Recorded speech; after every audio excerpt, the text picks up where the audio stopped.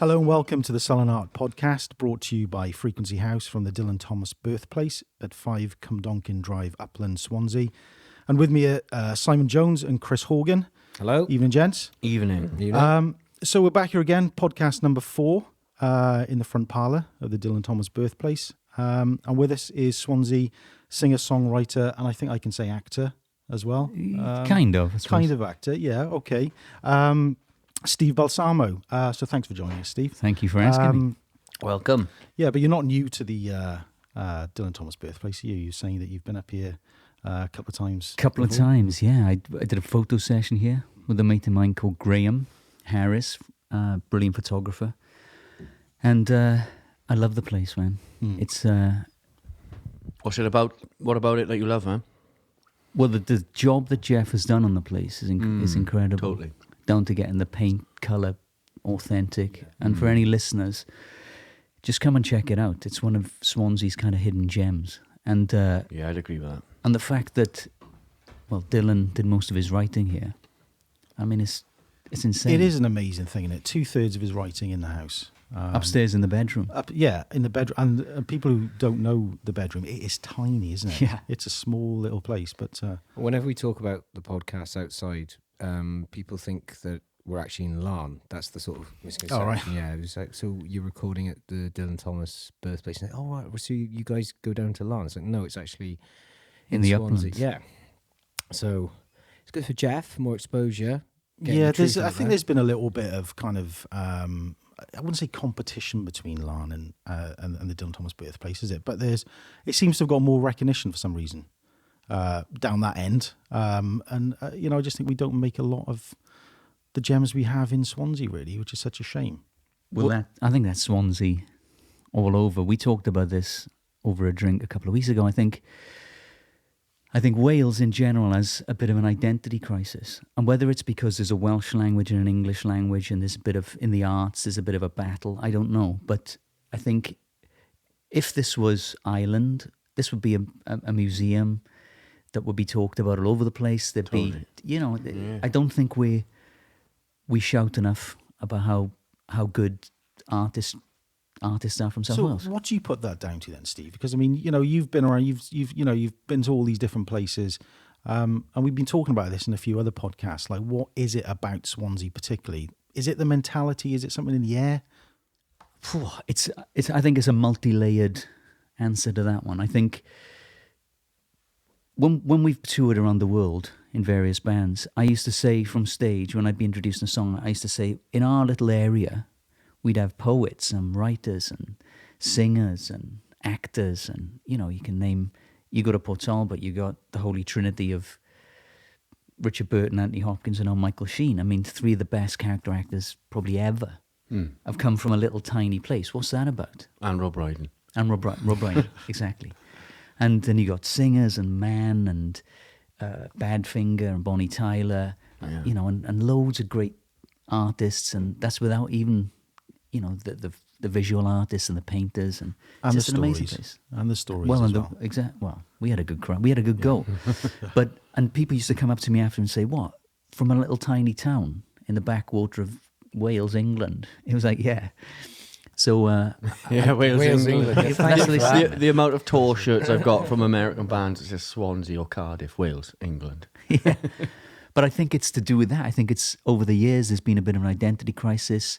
We aren't good at telling people how good we are. A friend of mine used to work for Hot Press magazine, and which is a guy called Neil McCormick. He's now a big writer himself, and he writes for the Telegraph. He's like a rock and roll critic, and his story is fascinating. He wrote a book called Killing Bono because he was in a band. He was in a band with his brother, and his brother ended up being in U2, and Ivan was then kind of dragged out of U2 to join his brother's band, and then U2 became U2. So he wrote this book called Killing Bono. It was turned into a film and just turned into a play. But talking to him, I said, why was Ireland was such a kind of a hotbed for amazing talent?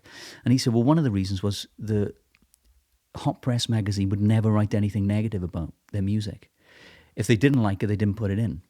They would only write positive reviews, positive angles, so that whatever they had, they shoved it up the flagpole. And as a result, that kind of positivity bred more positivity, and it kind of, like ripples in a pond, it went out, and then loads of bands started to conquer the world. We've never had that. There's a thing here, there's a kind of a strange, I call it Swansea-itis, there's a strange kind of thing where if you catch it, you kind of get locked in this kind of slightly strange kind of attitude where... That'll do. Yeah, and there's one-upmanship Yeah. and a bit of knocking people down before people have done anything. So it's and I don't know where that comes from, but it's still prevalent. Well, we've had that. I've had that said on numerous occasions. You know, even getting into sort of doing this. Oh, why are you doing that? What's the point? It's like, well, why not do something? But it's interesting that you say that it's down to the, what was it, Hot Press magazine was one of the things that Neil used to work for. So what fired off in my head would probably go back a little bit further. So as you probably well know, with Scotland, the identity that was crafted for it is the Victorian era, okay, which is the shortbread tin shortbread version of Scotland. And then Ireland went through a similar sort of process. Wales never had it, I think, because of perhaps the heavy industry. I think what I'm sort of trying to say is that because we never had that rebranding that Ireland and Scotland had in that Victorian period, and were just sort of sidelined as where all the tin, copper, steel was coming from, that's why I think there's a problem with Wales, especially places like Swansea. That goes back to podcast number 1, isn't it, with Jeff? And he was, we were talking about that in terms of what happened after the war.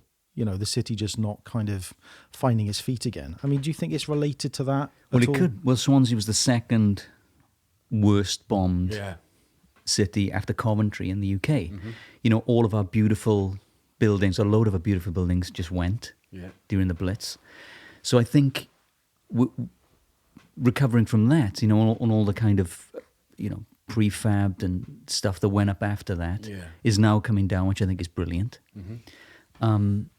But we probably lost a load of stuff during that.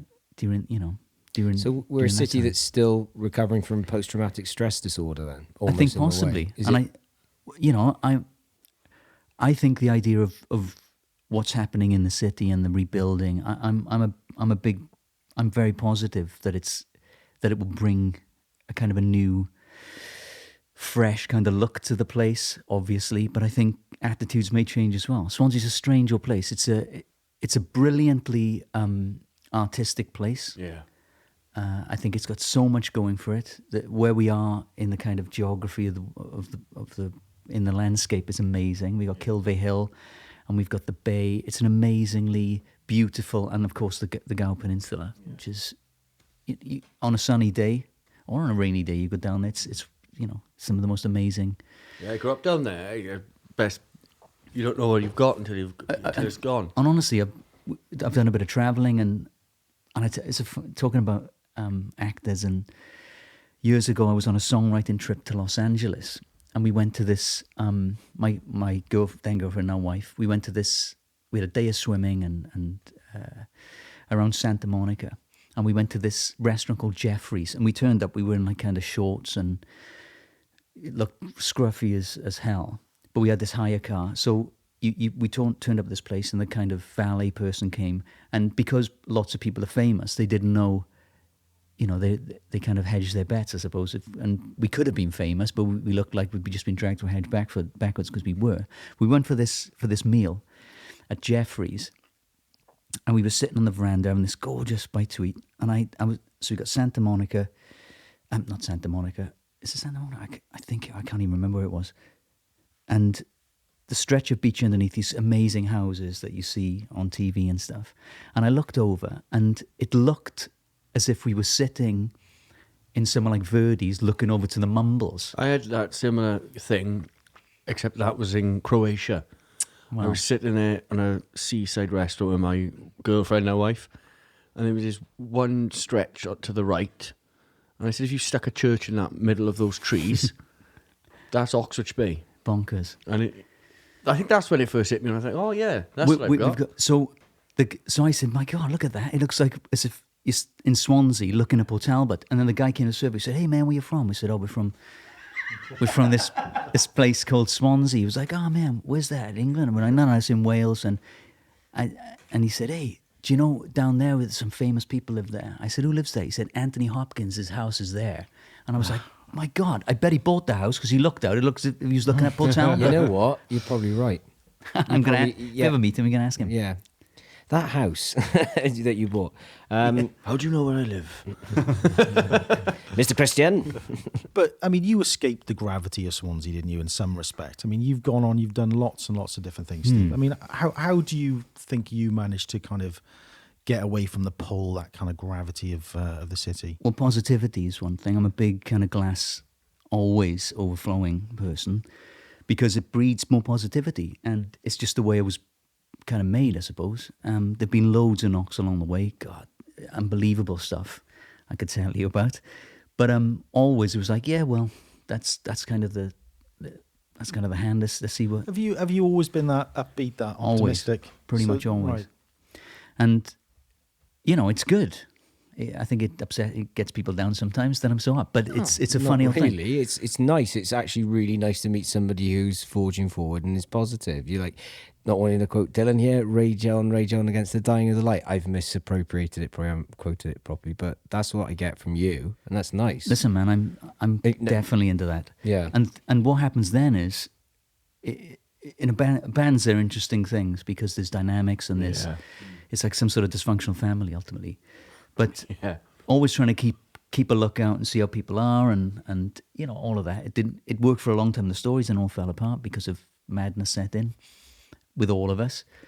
But I was in art college, and I remember going home to my dad and saying, "I'm just going to sing." And he was like, "Yeah, all right." So I always had that kind of, okay, if that's what you want to do. So there was never any resistance from both my parents, my mum's dead now, but my dad was like, "Yeah, give it a whirl." I was like, "Okay." So I just went, okay. So the bands, we started in bands, and I think I was late coming to it, so I was about 19. And then we were doing a bunch of rock stuff, and there were big kind of hair metal bands out at the time. Okay. So it was all like Cinderella covers, Alice Cooper. Listen, dude, don't mess with Save Me by Cinderella. Yeah. You don't know what you got till it's gone. Listen, dude, we used to do it, I think. Did you really do that track? Did you sing that? Well, I think we sang. But did you sing You Don't Know What You Got? Because to mimic that's... Well, that's where I learned to sing high. Up until that point, I didn't know I had a high voice, and all of a sudden, I was giving it all a laldy, and then up the dusty end. It was great. I'll play it to you off the podcast off air because you won't believe how that. They're still song rocking, goes. man. I saw them in Cardiff when they came to Cardiff. Yeah, they were brilliant. Well, I want to hear Steve's version of it. Yeah, you probably will. I won't be singing up that high anymore. So. Came to it late. Was there anybody in your immediate family, that was a musician? I mean, my brother Andrew had a band. Right. What was that? What was that called? There were various names. Oh my God! He had a band called White Russia or something. That's quite a good name. So the Coach House in Swansea. How old are you? I'm 37, but I know all about the Coach House. Oh, and the 35. Did you ever go there? No, I've heard the stories. So the Coach House was this on Wine Street. It was a pub, and it wanted to be the Whiskey A Go Go or the Roxy in LA. I ended up going to the Roxy in LA, and it wasn't as good as the Coach House. We had bands, man, back at the time. There's a band called Pink Machine Gun from Swansea. They were amazing. They were a Baby Fire Breather. There were all these kind of glammy, kind of thrashy bands, and they were fucking brilliant. All of them were brilliant. Amazing players. Wellesby was a hell of a... Anyway, so there was a scene, there was a rock and roll scene, but hardly anybody left. There was a band called DC Kicks, like an AC/DC band. So our band started going. We started playing some gigs, and thinking, God, this is good. But I think I just went, yeah, let's see where I can take this. So did you know Rob Messer then? Yeah, I know Rob really well. Rob He's is a good great, mate. He was great. What band was he in? Baby Fire Breather. Right, I thought so. You'll have to meet Rob. He's phenomenal. Dude, you'll have to do a podcast of all the old kind of metal bands from So Swansea. you must have known. Did you know Roy Bennett then and Tina? My missus knows them really well. I drink with Roy and Tina. Good God. Yeah, up at the Newton. So yeah, it's those guys, and then there's Phil as well. Wasn't Phil in a band with Rob? I'm sure he was. Phil John. Is it Phil John? Yeah, Phil. Yeah. He was the guitarist. Hang on, this is going to be boring as hell. It's for anybody not. listening. It's not boring. It needs. It's not to be boring said. for us. We could talk about this for months. Well, if they don't like it, they can turn off. It's easy. But basically, Swansea had a hell of a scene of rock, and as I said, we ended and the coach house was great. 'Cause I remember there being there one New Year's Eve and somebody touched the arse of some girlfriend, and it all went, and it was like a barroom brawl from kind of 18th century. It was like exactly. It was like a cowboy fight. Think people going out the window, chairs going out the window. Amazing. So there was a big scene. So we kind of played in that scene for a while, and then I ended up doing a course at Neath. A mate of mine was auditioning for to get in as a guitarist on a performing arts course in Neath College.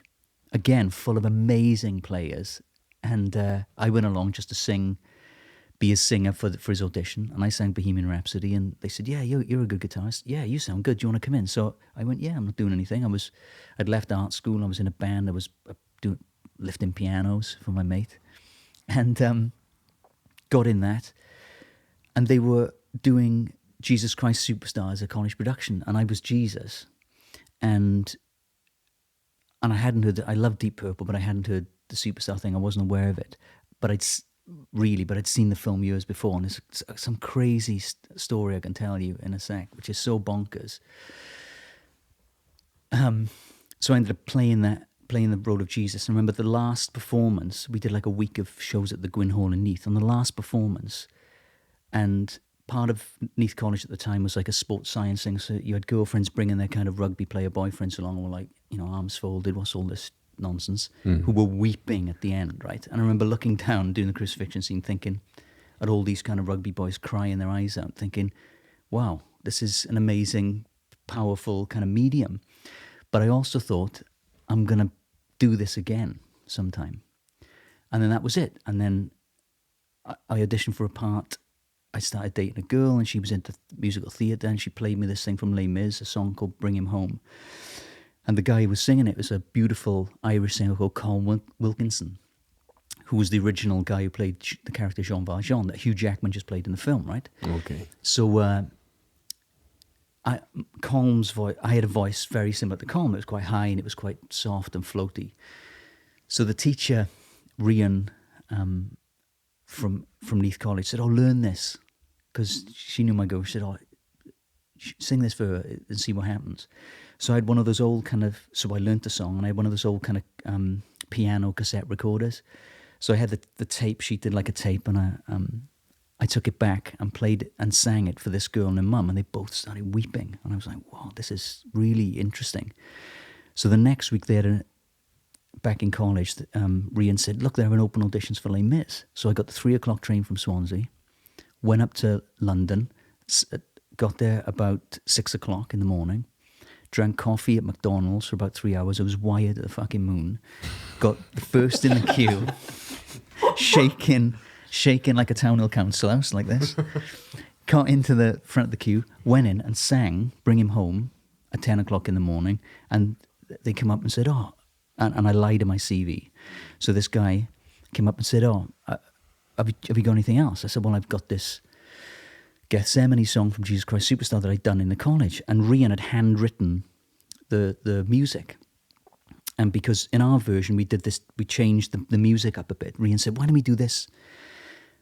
And interestingly, that's become like a standard thing in the song in Gethsemane. So I said to Rian, we've left our thumbprint on that piece of music forever. Anyway, I sang this song, and then I got in the show. I got in the touring production Les Mis off one audition. So I'd left college and just went to Dublin and Edinburgh for 18 months. What was that thumbprint you were just saying there? So you've left this sort of mark on the production of it, yeah? So, well, the song Gethsemane, I ended up, fast forward a couple of years later, I'm playing, I get the gig playing Jesus in Superstar. And as it rises into this kind of big scream, the Gillan version, he kind of screams it, he kind of hits it. And Ted Neely, who played it in the film, he kind of does his own version of the Gillan thing, and we changed it totally. We did this kind of rising da da da da da da da to the big scream that Rian had worked out. And when we got into our production, Mike Dixon, the musical director, said, "Oh man, I love that. I'm going to write it in." So it was orchestrated into our version of it. And last year, when they did it, somebody did it. Who's the guy? Oh my God. They did it for NBC in America. Who's the dude? John Legend played Jesus. They used our little bit. They used our little piece. So I remember ringing Rhea the next day going, bloody hell, did he hear that? Your thumbprint and my thumbprint's on it forever. So it's a lovely thing. So when that's a hell of a lot to unpack there. I got so many questions. I don't know which one to pick. I wouldn't mind going back to the art school bit. That sounds really interesting. So before your music journey really took hold, you said you went to art college. Yeah, I did a foundation in Swansea and started.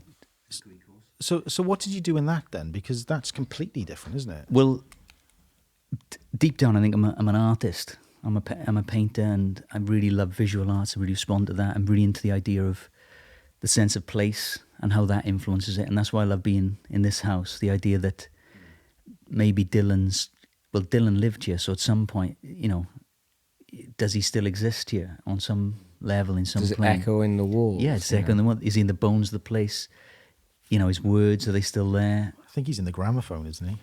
Well, this is why we wanted to do the podcast from here. It's because it was working on that notion that it's the acoustic space that he had his first sort of utterances in, which we sort of said on the first podcast. Dude, that just gets me fucking going. It is. It's It's where the magic happens, and it's hence why we wanted to bring these people like yourself and other people from Swansea to not just rest on the laurels of what Dylan Thomas had done prior and drag it again and again through it, but let the space that is his living room and everywhere else in the house be lived in again with artists and musicians, which we talked about in the first. But podcast. I think we have to give credit to Jeff Hayden for this. Oh yeah, right? absolutely. Because he is so liberal in terms of his outlook as what he wants from the house or what he wants from Klein Farm, but in terms of the house, he has bands in all the time.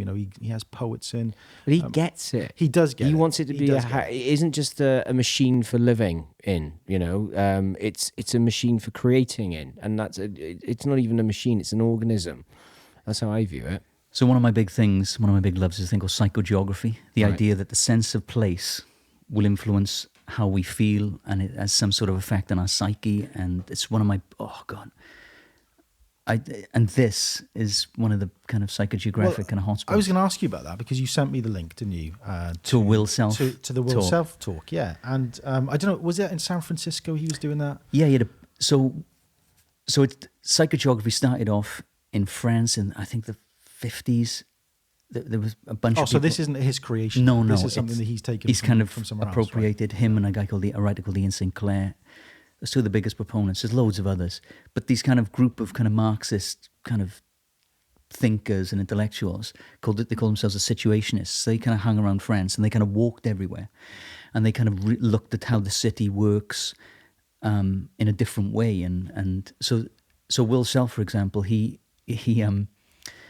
loves walking as I do, and he walked from kind of centre of London to Heathrow, and then when he landed in LA from the airport to where he was staying, because the idea that when you walk somewhere, the response of ourselves and how we move in the world, as it were, and then the landscape itself will kind of have some sort of interaction. It's a little bit esoteric, but the body responds to that, doesn't it? I sort of took from that talk there that he was talking about rooting yourself in the city, kind of responding to it in a physical way as well. And we sort of miss so much, don't we, with the sort of automated machines that we go about our daily business. But this is something quite... Well, we spoke about it before. Yeah. On the Minds podcast. I watched a documentary on YouTube, which was from 2004, called I Hate the 60s. And there was a big thing in it about how city planners and architects butchered city centres across the UK during the 1960s, using and utilising materials for building high-rise flats, which actually took up more room than the terraces, knocking the heart and soul out of city centres. And there was one section on it where they were talking about how Bradford city centre in sort of 64, maybe 65, had become unwelcoming to pedestrians, and it was all about the automobile or the car. You know, it was all about automation. And I understand exactly what you're saying with that. It's And where I kind of differ from Will, for example, I'm not adverse to carving up the city. I'm kind of into the idea of the regeneration and what's coming, especially for Swansea. Swansea was bombed in the Blitz. It was taken apart. A load of it was smashed down. A bunch of these kind of concrete things were put up that they're kind of starting to dismantle and take down, and seemingly they want to push the city centre more down towards the marina. You know, and I've always loved it. I was brought up in the Sandfields, and I remember before the county hall was built, they kind of dug it all up, and I remember finding all these kind of blue bottles, me and my mate Richie, and we kind of sold a bunch of them. So I saw the marina kind of coming together. So, and I remember streets down there that were kind of taken away and knocked away. But so I still walk around those areas kind of thinking about what was there before, right?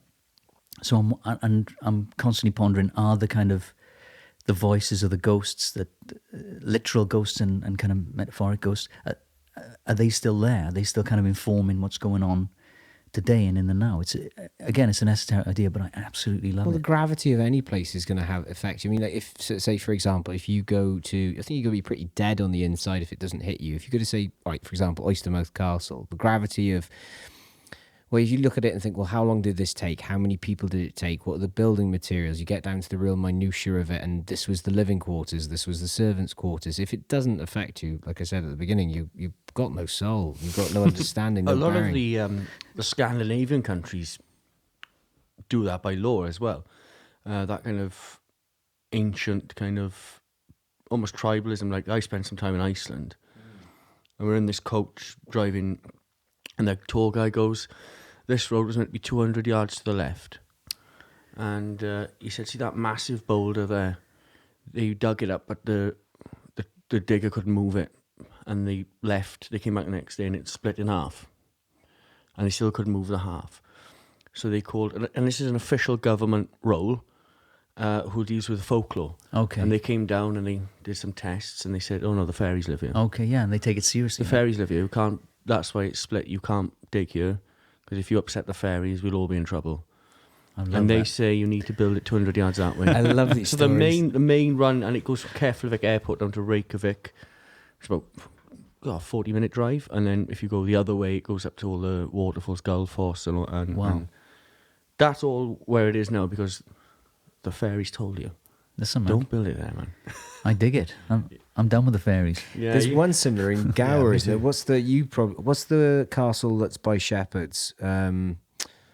I can't remember it. There was it's Gower folklore about how the Pennard Castle. I think it might be that the fairies weren't invited to his wedding, to the king's wedding or the baron's wedding, and then they created this huge sandstorm in the night, and it basically ruined the castle, and that's why it was in ruins. Dudes, you got to get Mark Rees on here. Mark Rees has written a book. I think it's The Ghost of Wales, but he's full into that folklore thing. He'd know all about that. Some really interesting things. I mean, the White Lady, obviously, everywhere's got a white. Oh, there was another one in Gower where. Oh, White Ladies in Wobley Castle. Oh no, there was always a big white lady thing in Wobley Castle. This woman was really treated badly I don't know where it was in Gower, and then she took revenge on the villagers and passing ships by wailing on the cliffside. It was, when I read it, it freaked me out. Because it wasn't just like a take on the White Lady. It was like the White Lady with menace, and it almost had a bit like Woman in Black feel about it, but before Woman in Black was a thing. But the bringing back, is it the wassailing where they kind of got the ghost horse thing and they kind of walk around the villages and it's about singing to the orchards to get a good harvest and all of that. Oh, right, I've seen them bringing that back. That's all freaky kind of. Wicked. It's interesting though when you say about the when you walk in and you're picking things up, because we did this podcast, the second episode. It was myself and my drummer with a guest for mine. That I've mentioned about lyrics and stuff. Like I've got this terrible habit if I'm out at night for a drink in the Uplands or town or whatever. I'm too tight to get a taxi, so I will walk. And I Good, live man. in Gwynarnoedd, go out and I'll head back that way. Various routes. But it could be like the rhythm of my walk picks up a riff in my head, or probably the vast majority of my lyrics have been conjured up walking back. And like you say, you're walking and I might see something insignificant and I'll just mould it and metaphor it. Dude, and that is full-on psychogeography. The idea that, you know, the sense of place and where you are is informing what, Yeah. you know, forming the art. Yeah, that's what it's all about. I'd say probably about, especially the new album we just recorded, I'd say probably 85-90% of the lyrics have probably come back from walking back at night. Always at night though, because it's just quieter and it just seems... It's more I find atmospheric, more... Like again, I'll quote Clockwork Orange, you know, proper country dark.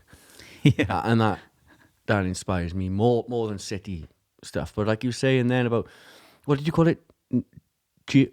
Psychogeography. Psychogeography. Check it out, man. It's a great, I will, it's a great because thing. we brought it up in the last podcast and it was, well, I could relate to what you were saying. I just didn't have a title for it. Yeah, I didn't for years, and then I just happened upon the Will Self stuff and the Ian Sinclair, and they've written extensively Fascinating about lecture, it. actually. Oh, it's amazing. Very good lecture. He's a yeah. really clever, Yeah. funny dude. And I'll dig that out. he wasn't using any notes, was he? He was just going off the No, top of his man, he head. doesn't. He was, it was fascinating. But like you're saying there, Chris, about where you get your lyrics from. Sometimes you're kind of walking around the city, rooted in different parts of the town. How about you, though, Steve? Very similar, man. So The that's where you land's get your kind of ideas from as Yeah, well? I love swimming, and I love, you know, doing stuff that kind of disengages the kind of monkey mind. Yeah. So I find always good. So, you know, walking late at night, you know, after a while the chatter will calm down and things will rise. Just listening to other people, being inspired by conversations, real life stuff. Over the last couple of years, I've been just trying to dig real deep, you know, and soul mine and see what comes, and just write. You know, parts of everything I write now, song-wise, are based in some sort of reality. And I found that for years with the band and with everything else, I was signed to Sony Records for a long time, and you're in a thing where you have to do things because, bubble. well, you've signed up to the to whatever it is, so you've got to play the game, and it can be stiff, it can be amazing. And listen, I've travelled around the world on Sony's dollar, and I've met a lot of cool people and done a lot of songwriting within that kind of framework. So I got nothing but Was that cool with memories. the stories with Sony then? That was prior. So I ended up. So when I years ago did Les Mis, we went to Edinburgh and Dublin, two of the best cities in the flipping world, man. It was. So basically, I put on 3 stone drinking Guinness. It was, and just playing as a French revolutionary every night. It was absolutely brilliant. And I'd never gone to music college apart from 3 months in Neath College, and that was the dear late Alan Good. All I learned from Alan was how to drink as many pints as I could at the Angel in Neath in a dinner hour. So I never had any kind of education. So the year 18 months in Les Mis was like going to school, man. There were some brilliant actors there, brilliant. So I learned a bunch of stuff on the go. But during that run, there was a guy called Johnny who was an actor as well. But he was during the run. He realised he didn't want to do it anymore. He wanted to become an agent. So he said, "I'm going to become the best agent in London." So when I came out of there, I came back to Swansea and put a band together with Tim Hamill down in. I know Tim. Tim. Yeah. So we had a band called The Living Room. We were just songwriting, and with another guy called Phil from North Canelli, we were writing songs and trying to learn the craft of songwriting, because I think it is a craft. And then Johnny rang me one day and said, "Hey, they're looking for a Jesus." And my brother had seen it on the telly that morning, so I thought, oh, it was a nice little synchronicity. So he ended up becoming an agent and becoming the biggest agent in London. He kind of fulfilled his own prophecy, which is a positive thinking vibe. So he came to me and said, "What do you want to do?" I said, "Well, I want to get a deal with Sony," and that's what I did. Literally, a couple of months into the run of Superstar, a bunch of record companies come down, so we want to give you a deal, and I ended up going with Sony. So did you approach them then, or were they just kind of They there kind of because came. you were so big at the time, or? That's right. It was on TV, and you couldn't get away from this thing. It was a brilliant. I was 25, 26. I didn't know shit from Shinola, and looking back, I'm glad I didn't. It was the naivety of youth and this kind of, fuck it, let's see what happens. You know, when I was young and I looked pretty and I had long hair and I could sing high, what could go wrong? And nothing did really. It was brilliant. Do you think music and business go well together? I don't know. Perhaps it can stifle the art. I don't know. I mean, how did you find that experience? Yes and no. So anything that makes any money is going to be surrounded by people who want to make money from it. Anybody who's a musician these days has to be a businessman, because it's kind of everyone's their own cottage industry. Everybody's has to be entrepreneurial, because making money in any artistic endeavor these days is getting harder and harder. Back then, I was kind of in one of the last of the big kind of signings.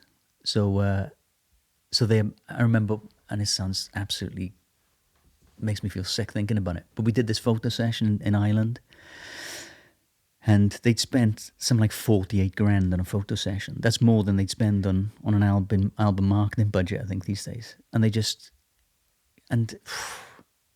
had a great time, and we had there was a crew of like 8 people, and good catering. It was all of it. It was the full. Nice sandwiches. Nice sandwiches, the boys. Yeah, 48 grand's worth. 48. But so I saw the kind of real high corporate end when they were spending money. I mean, I think they spent.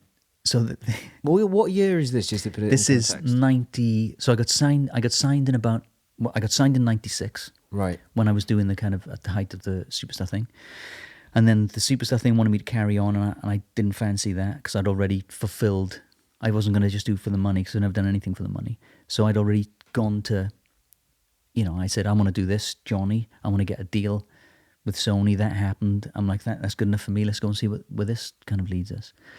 But so I was with, and they didn't know how to market me back then. How anyone who came from a musical theatre was either Michael Ball or Michael Crawford or any other Michael.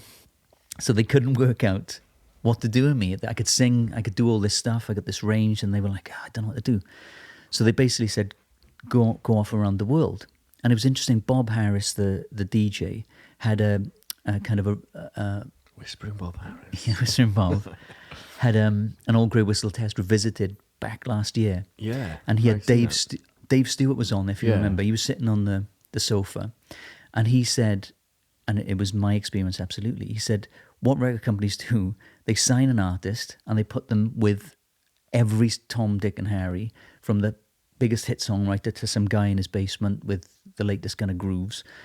And along that, and they send them, and they do that for a year, and then you kind of lose yourself, and then they kind of drop them. That's basically what happened. So I made, but I'm, don't get the violins out, man, because I had a hell of a time, and I learnt more stuff than.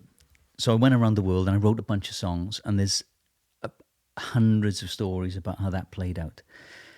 I ended up getting a part in a film with Mark Wahlberg by accident. What film was that? Rockstar.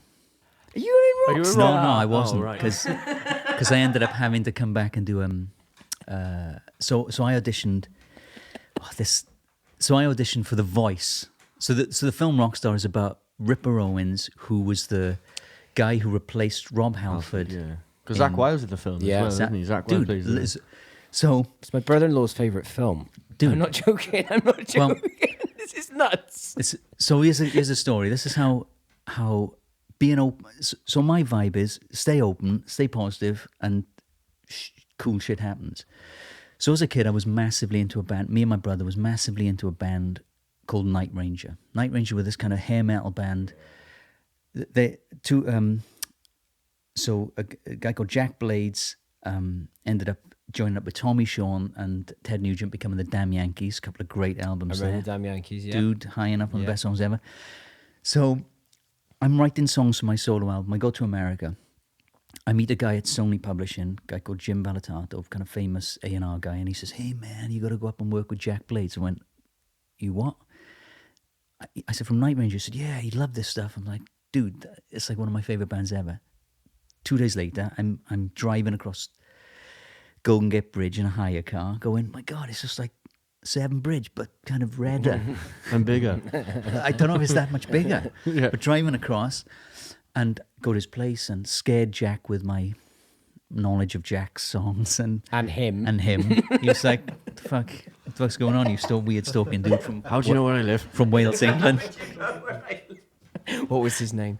So we write this song, right? No, so we're writing this song, and I'm staying at this place, and it's a lovely place just outside San Francisco. And he's got this big kind of studio in his, but it's like proper rock and roll, right? And I love all the stuff, and I'm getting all the stories. He was big friends with Lemmy because they used to both collect kind of Nazi memorabilia. Sounds weird, but that's what they were into. No. And write the song, sounding good. And I just wanted to write a Night Ranger song with Jack Blades. So that night, and it was before I had a cell phone. So I'm in his bedroom. I say, Jack, can I ring my brother? He's like, yeah, man, sure. I'm in his bedroom. I'm in my bedroom in his house. That sounded a bit weird.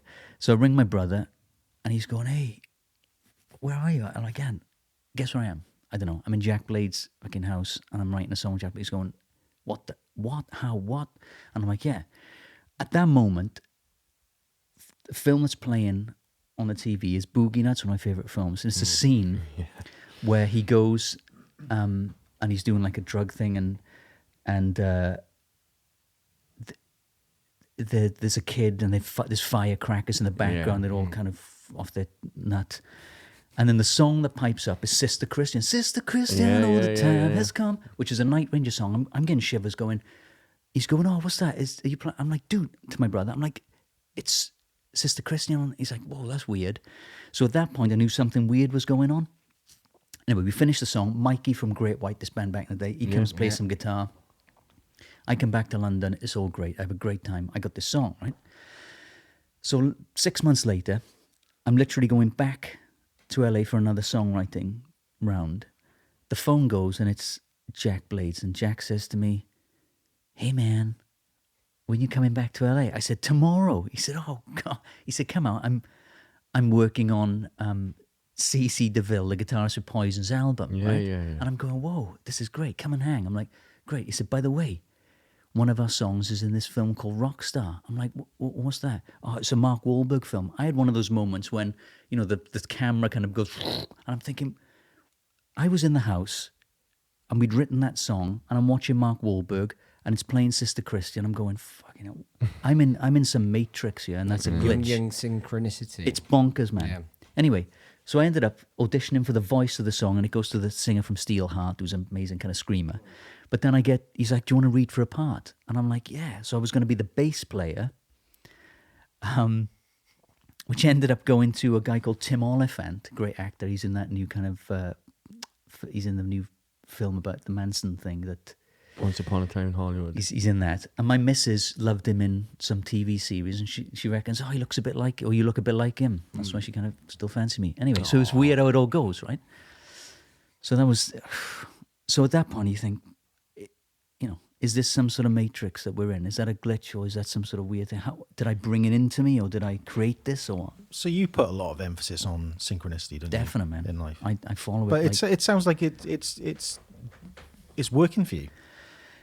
It's creating opportunities by the sound of it. But I believe that when something so bonkersly weird and coincidental or synchronistic happens, I think we're on the right path. And I just follow it right down. My life has been a kind of series of weird synchronicities that have led me to places that I when I'm finally there, I'm going, whoa. I'll tell you this is a crazy story, right? But so I'm in art school, and I'm looking out the window, and I'm having let me back up. I'm not going to let you get away from Rockstar. I want to come back to that. We'll come back to Rockstar. Oh, flipping heck. It's great. So the song was cut, apart from one scene where Jennifer Aniston sings our song to Mark Wahlberg, and I go, do you remember we wrote that song, man? And he goes, which one? And she's singing, Is This Love I Know? And she sings the song that me and Jack wrote. What always confuses me about that film, and what really irritated me, was that I am a massive Priest fan, and I really, really liked Ripper Owens, and I thought I didn't like the way things went with him, because I thought Jugulator was a brilliant album. I thought Bloodstain's a great track as well. I was really... This is a metal podcast. It's turning into it. Not playing to so heavy metal. So with that, could they not get the rights for it, or were Priest a bit like you? Because Priest were signed to Sony. They were on Sony. I don't know, man. I don't know. That's a bit... that's real sufferance in the round. That's really like, okay, that's a bit, yeah. Because it frustrated me. It's like, well, this is the story of Ripper Owens. Why is it about, what were they called? Steel Dragon? Steel Dragon, Yeah, man. why is it, what is this going on here? Because it wasn't, I don't want to say it was inaccurate, but I was really surprised they didn't Was it actually Steel take- Dragon? Oh, I What's the don't name know. of that band that's out now? The kind Steel of Panther. Oh yeah, Yeah. okay. Something steel, but yeah. Steel, yeah, But Steel Dragon. It that, was, yeah. That incident happened as well before with Black Flag, because Henry Rollins was at a Black Flag gig, and he was like, I'm sure this is true. He was in the crowd, and he was like a big fan, and he ended up being and then He looked probably so tough. They just said, "Yeah, man, He was do really whatever you Everyone want to in do." the crowd, and he give him the mic. and did he sort of nailed it. But I mean, that must have just blown your mind if you 1 minute you're Dude, like one you minute said- I'm writing a song with Jack. Next thing it's in the film. Next thing I'm auditioning. And my mate Paulie in England was coaching me in acting. And I'm going into the parking lot. And they're like, "What are you here for?" To audition for this film. I'm thinking, Jesus, I've arrived. I go into the parking lot. Clooney is playing basketball with some dudes in it. And I'm like, I've arrived. This is it. I'm That's sorry. it. And we ended up going to the El Rey. It's not a name of a band as well. Clooney playing basketball. It will be. We got to. So I ended up. I love a name drop. I ended up going to watch Iggy and the Stooges at the El Rey, which is a you theatre, bugger. with the entourage and the Wahlberg. The Berg. The Berg, The Tutberg. Tutberg. I only said a couple of sentences to him, but he seemed a very nice chap. Do you ever feel being cheeky and like dropping some Swanseaisms in with them? You must, the little bit of the Welsh, but there's a little bit of How's the it going, Jack, Mush? Right, boy? Well, he had a lovely pretend mullet weaved in, Yeah. and I said, "Loving the barnet there." Loving the Mush. barnet. No, I didn't say that. I wish I Yeah. said that. Clooney, those daps are lovely, are they British Knights, they're lovely, are they? But that's Are they Adidas? Adidas boys. That is, I mean, I don't know where to begin with that. You stumped me. You were going to tell us a story, though. So there's a story. So years ago, my dad's a chef, or was a chef. We moved down to Poole to live down near Bournemouth, right? Poole. So I started in the school, and having this accent, when they go, "All right, me lover," and that it was kind of odd. So in a religious education class, one day they play Jesus Christ Superstar, right? The film, it was Easter, teacher plays Jesus Christ Superstar. I remember looking and thinking, what is this weirdness? Why? And I'd never been exposed to any kind of musical thing. I'm thinking, this is the weirdest clash of acting and singing. But I looked at the guy playing it, a guy called Ted Neely, and I thought, I was 13, 14, I thought, I'm going to meet that fella one day. Park that idea, park that bit of the story. Years later, I'm in art school in Swansea, and I'm daydreaming, looking out the window, and in my kind of daydream, I'm looking through a window onto a band, and I'd only just started singing, right? So I'm looking through a window to a band setup, like rehearsing, and it's kind of rock and roll, and I'm one of the backing singers, and in my kind of daydream, Meatloaf walks in randomly. I hadn't really listened to Meatloaf, so Meat walks in my visiony daydreamy thing, and I'm looking, going, wow, I'm singing backing vocals in Meatloaf's band. And then that was gone. Park that. Years later, I had like 14 auditions for Superstar. I'm at one of the auditions, and it was at Abbey Road. I go into Abbey Road, and I walk into this room, and I'm thinking, holy shit, that's the room from my daydream years before. And I'm looking through this window, and I'm thinking, fucking hell, it's a recording studio. It's Abbey Road. I'm looking in, and in the room was Andrew Lloyd Webber and Jim Steinman. Jim Steinman, the writer of all the Meatloaf stuff. And I'm thinking, what the?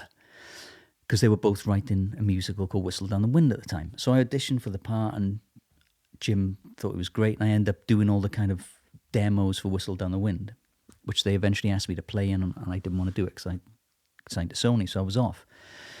Park that. Years later, I'm in a musical called Notre Dame de Paris, right? And I'm doing this show, and Tina Arena, great singer from Australia. She'd left the cast, and this singer had come in called Patty Russo, amazing singer. And Patty was the backing singer with Meat Loaf. And she was the one who sang on I Will Do Anything, Would You Lift Me Up? Na, na, na, na. She sang that big kind of... So, and I'm going, that's kind of the vision. It kind of almost came true. I wasn't really the backing singer of Meat Loaf. I was kind of in that, but it was close.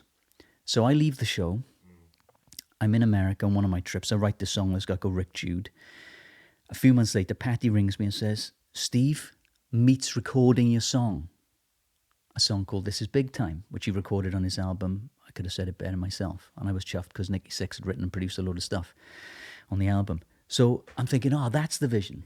I'd written a song that Meat Loaf sung. And I thought, great. A couple of years ago, I was invited to go and play Jesus again on a big European tour. Being an alternate with the guy Ted Neely. So I ended up getting to meet Ted Neely. Like I remember, from years ago in that class, I thought, I'm going to meet him. So I ended up going to meet Ted, and I'm telling him this story.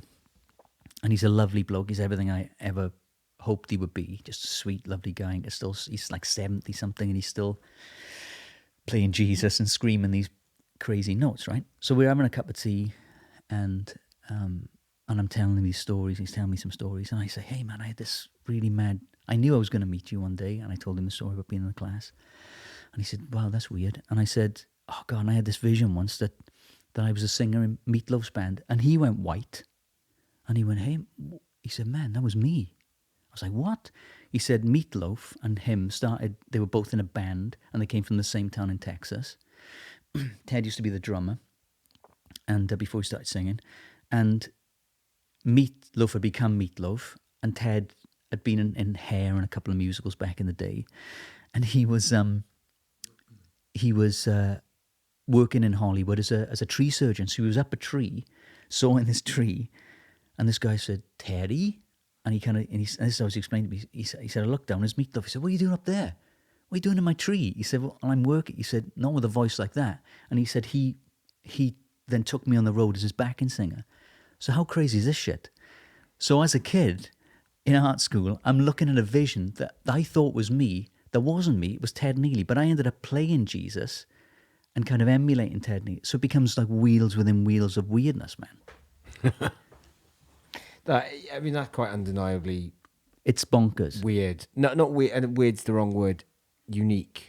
It's like circumventing something. It's like getting these smaller concentric circles in... Dude, it's a glitch in the Matrix. We're in a fucking simulated reality. Yeah, man. But you seem to have all the keys to the power. Share the wealth, brother. Dude, just think Claudia positive. Schiffer, 1987. Well, funny you should say that now. Can I ask you one question about the whole Meat Loaf thing? So obviously you got to meet the backing singer. Did you find out what it was that he wouldn't do? No. Right. Well, I want to know what he was not going to do for love. I'm sure somebody knows out there. He wouldn't do that. That. What have we got going on now then, Steve? Modern day, let's bring it up to today. What have we got going on? Writing. Yeah. So I disbanded the Stories and we did a bunch of touring. We toured with a bunch of people. It was fantastic. That came to an end. We made 3 albums. I then made an album with a girl who replaced Di Smith, one of the great singer-songwriter from Go Signin'. He left and Rosalie Dayton joined, and then I ended up making an album with Rosalie. We did a bit of touring with that, and we were signed to a label out in Italy called Dear Music. I'm sure I saw some of that on YouTube. I really liked it. Yeah, it's kind of folky, I did, Americana-y stuff. So when that, we decided to put it on ice for a while. She's going to do her own thing, so I made an EP. So my idea was over the next, 6-8 months, I'm going to release 4 EPs. So I did one just for Christmas, and one coming out in July. And it's just songs that I've written along the way and new stuff, just done in a kind of a singer-songwriter-y kind of folky Americana thing. So Cool. and I love it, man. I'm doing the recording with Tim Hamill down in Llangennech. Yeah, when Tim moved to that studio, I was in my old band, Circle of Stones. Oh yeah, man. I think we were the first band to record when he moved to Llangennech. Wow. 2006. I think it might have been 2005, 6, something like that. he'd moved from Kidwelly to there. Yeah. I think he'd recorded bits and bobs, but we were the first proper band to go dude, in. amazing. I'm pretty sure that's accurate. I'm sure he And I said bet it still sounds amazing. Tim's amazing. Oh, man, probably one of the best producers I've ever worked with. Well, and me, He knows his stuff. Definitely. And just a great ears, great ideas, great guitarist. Yeah. As well as being a great engineer. So Yeah. Tim's amazing. He, I mean, we went in and we had everything nailed in terms of like, this is what we want to do. And his little contributions played huge dividends for us, And Well, I've been writing and recording with Tim we worked it out, but 27 years. Yeah, right. Time goes quick, doesn't it? Flipping heck, dude. We'll be dead anytime soon, so we just got to get on with it. 4 EPs. One came out at Christmas, and there's another one coming out. Another one coming out. The second one's coming out in a minute. So, High on Sunset, it's called. Okay. A song I wrote in Canada with a guy called Dean McTaggart, a guy called Jerry Mosby, I think. But Dean McTaggart is a big kind of hits songwriter. And if you want to know the story, it's a story about that. So on the songwriting, kind of trying to write songs for my solo album, I went out and I wasn't kind of greedy. I didn't want to write everything. If I found some great songs along the way, I just record them. I wanted to make this album really good. So I was in Los Angeles I was signed to EMI as a songwriter. So I'm in their studios in LA and talking to my publisher. And down the corridor, I heard this song playing. I thought, Jesus, that's a good song. So I went into the room and I said, I'm Steve from the London office. What's this? He said, it's one of our writers called Ty Lacey. He said, take the CD. So long ago it was, take the CD. So I took it. There were 4 songs on it. All of them were brilliant. But this one song, oh my God, I couldn't stop thinking about it, right? It was just a killer song. So I tried to do a bit of songwriting with Ty and whatever. And then about a week later, I was going down to work with my friend called Chaz Sanford, who had a place in Nashville, just outside Nashville, in a place called Franklin. He wrote Missing You. I'm missing you at all since you've been gone, for John Waite, right? So he'd made more money than God over the years. So he had this big kind of studio. So that night, a friend of his was coming over to do a kind of a 3-way songwriting thing, a guy called Dennis Matotsky, and Dennis had written, she's a maniac on the floor, amongst many others. So he turns up. So, it was all people with pedigree, some great songwriters. And everyone writes in Nashville, right? I don't know if you've been there. Everyone writes in Nashville, the guy, and everyone can play better than you and sing better than you. It's just freakish. But if you're signed, like I was, it's kind of you're kind of already a couple of rungs up the ladder. So people want to write because they might get a song on your album and all that sort of thing. So Dennis came over, and he's this big kind of bald dude who's like, hey man, you got, what sort of stuff you looking at? I'm saying, I'm this, that, and the other. He said, have you got any songs to play? So I played him a couple of songs. Have you heard anything good? I said, yeah, I heard this great song. So I put this song on, the Ty Lacey song, and he started laughing. He said, oh, I wrote that song with Ty, which I was like, what? And he said, yeah, and this other guy. And I produced a demo. I said, dude, that song is a fucking hit. And he said, record it, man. I said, I'm gonna record this song as a hit. So I then finished that, and I went up to Canada to write with this guy called Dean McTaggart. We wrote a song called High on Sunset about my time in LA and how weird it was and everything, right? So I'm back in London, and I have a meeting with Sony Records, and this is the moment I realised that nobody knows what the hell's going on. Especially back then, people were throwing money and throwing stuff at the wall, hoping it would stick, right? Nobody really had a clue. So I meet with my guy, and I won't mention his name, but he was a great guy and an MD of the record label, and a cool guy. And he'd come up through the ranks, and he was a publisher, and he'd worked with Travis, and when they won their Brit, they mentioned, thank you to so and so. So I'm sitting there, and we're playing through songs. He's going, yeah, that's all right. So then I play him my song from Canada, High on Sunset. He goes, yes, that's good. It's a bit American. It's good, though. So then I said, I've got a hit, man. I've got a killer song. And I told him all the story and the weird coincidences and Dennis Matotsky I wrote it with him. And he was like, yes. So I played the song, and he went, I don't hear it. I don't hear that song, Steve. I'm like, what don't you hear? He said, I don't really hear that song. I'm like, okay. I said, I think it's a hit, man. He's like, nah. He says, a bit like that other one. I was like, it's a bit American. I said, well, what's wrong with that? We're trying to get to America. Yeah. Didn't record it. There's this country singer called Keith Urban. He he recorded it. It became a #1 and it won him a Grammy. That song? A song called You Think of Me. It was his first big hit. So I remember... That sounds like horse trading to me. It sounds like there was something happened in the back room. No, I just think... And I'm not saying had I recorded it, it would have been a hit, because there are many factors on making that happen, right? But I remember thinking at the time, especially when that hit, I rang him up and said, dude, the fuck? And he was like, oh yeah, I missed that one. What the fuck? I missed that one. But anyway, it is what it is. But so for years, I put that song High on Sunset in a drawer and forgot about it. But I pulled it out a while ago and thought, God, this song has always been a good song. So I kind of just redone it with Tim and So who owns the publishing rights to that? I do. You do. So did that song win a Grammy? Did my followers? Oh no, I didn't write that. Right. If I'd have written that, Yeah, I know. We won't be here. No, well, it would be great if we could get Steve Balsamo, but it's Brian who does the milk round. But he's but my point is, okay, that's you've melted my head here, Steve. Dude, but things happen. But But all I knew, that song was a good song, and some people don't know, even when they should know. So maybe it just wasn't, for you to do that, Steve. I mean, Dude, we talk about serendipity and all well, the rest of it. well, I'm with that. It wasn't, and I tell you what was, yeah. It's like the bad finger curse all over again. So here we go. His eyes light up. It's amazing. So there's got to be a book in the bands from Swansea who came so close, because the stories would be in there. We came so close, man. So close. When Elton John rings you up, which he did, and says, and I quote, your album is fucking fantastic, and starts singing one of the songs, Be By Your Side, down the phone to me, you know you're doing something right. And then for it not to connect somewhere along the line, we're thinking, what is that? Because everything was there.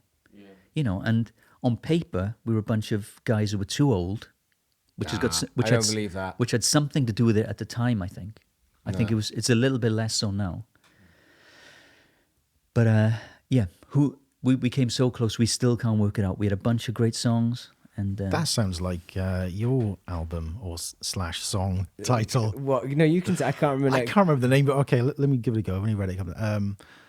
No, I can't. Something about we tried to make it big, but something went wrong. And we try to work out what that something is. Yeah. It's kind of where we're at with this, isn't it? Oh, don't bring my band into it. That's why not? We'll plug you as well. No, that's not plugging. That's ridiculous. Yeah. That's like this goes back to the story. Sorry, no.